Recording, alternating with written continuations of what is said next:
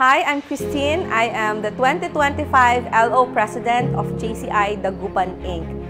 So far, sa first quarter ng taon na ito, it has been very challenging. Siyempre, kasi nangangapa pa kung paano maging president.